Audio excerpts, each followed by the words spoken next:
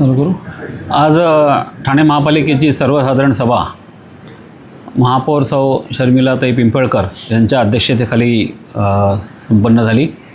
आज सकाळी 11:30 वाजता ही सभा सुरू झाली आणि आजच्या सभेपूर्वी काल सर्वपक्षीय गटनेत्यांची बैठक, पदाधिकाऱ्यांची बैठक महापौरांच्या अध्यक्षतेखाली जेव्हा संपन्न झाली त्या बैठकीतच असं ठरलं होतं की आजची जी महासभा आहे त्या महासभेवरती सर्वप्रथम प्रश्न उत्तरं घेतली जातील, नंतर लक्षवेधी घेतली जाईल आणि त्याच्यानंतर विषयपत्रिका घेतली जाईल आणि आजचा दिवस पूर्ण नाही झाला तर सभा अजून एक दिवसही वाढवून दिला जाईल. त्याचप्रमाणे महापौराने आज सुरुवातीलाच हे सर्व जाहीर केलं आणि त्याप्रमाणे सभा सुरू झाली.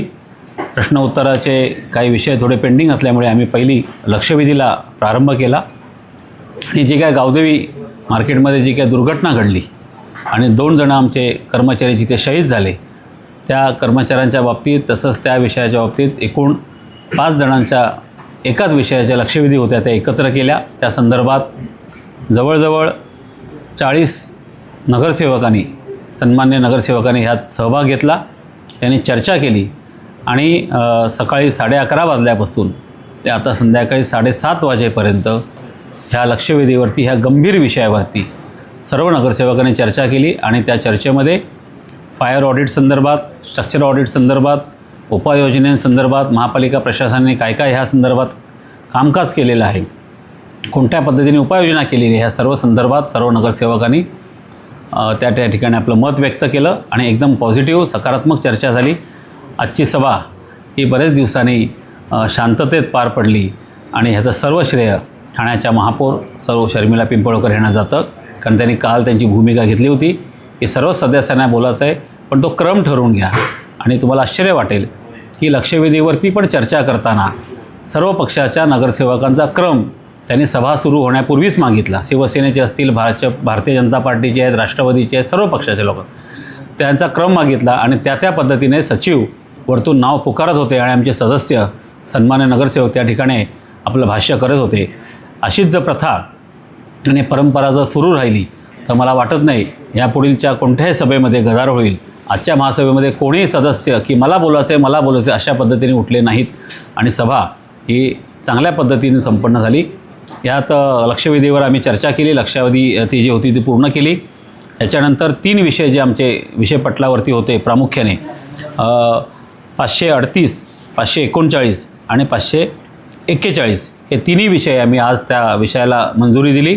त्यातला एक जो विषय होता पहिलाच तो आमचे सागर सूर्यकांत शिंदे आणि दुसरे एक आमचे आरक्षक गाडेकर, काळू शंकर गाडेकर ह्यांचे दोन्ही विषय, ह्या दोघांनाही जे वीरमरण आलेलं आहे त्यांना शहीदाचा दर्जा देण्याकरता शासनाकडे जो प्रस्ताव पाठवावा लागतो तो प्रस्ताव पाठवण्याकरता त्या दोन्ही ठरावांना आज आम्ही मंजुरी दिली महासभेने.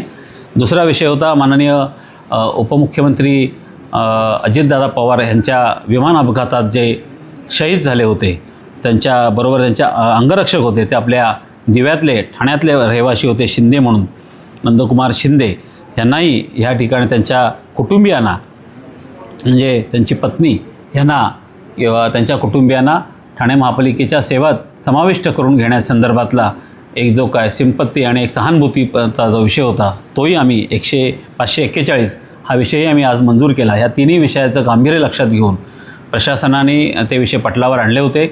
माननीय उपमुख्यमंत्री साहेब एकनाथ शिंदे साहेब यांनी आम्हाला कालच तशा सूचना म्हणण्यापेक्षा आदेश दिले होते की हे 3ही विषय तत्काळ मंजूर करा. त्याच्यामुळे विषयपत्रिका जरी सुरू झाली नव्हती आज तरी हे 3ही विषय आम्ही आज सर्वसाधारण सभेत सर्वानुमते मंजूर केले आणि प्रशासनाला तशी विनंती केलेली आहे की इतिवृत्तांची वाट न पाहता हे पुढील प्रक्रिया तात्काळ करण्यात यावी आणि अशा पद्धतीने हे 3 विषय मंजूर केलेले आहेत. लक्षवेधीवर चर्चा झाली. सभागृहातलं वातावरण एकदम आनंदी होतं. स्वतः उपमहापौर आमचे कृष्णकांत पाटील हे आज खुश होते का त्यांना डायसवरनं खाली उतरावं लागलं नाही आणि एकदम आनंदात वातावरण सर्व झालं आणि मला वाटतं ह्याच्या पुढच्या सर्व सभा ह्या चांगल्या पद्धतीने पार पडतील आणि ठाणे शहराच्या सर्वांगीण विकासाकरता जे नगरसेवक आपली व्यथा मांडणार आहेत त्याला प्रशासनाकडनं योग्य त्या पद्धतीने उत्तर घेतलं जाईल. सर जसं जगदाळे साहेब सर्व नगरसेवकांना वगैरे असं काय सांगणार आहे? नाही, आजच माननीय सभागृह नेते हनुमंतराव जगदाळे आणि आमचे मित्र नजीमुल्ला यांनी आज सभागृहात सांगितलं की त्यांचं जे मानधन आहे पुढील 5 वर्षाचं ते ह्या दोन्ही वीर कुटुंबियांना दिलं जाईल.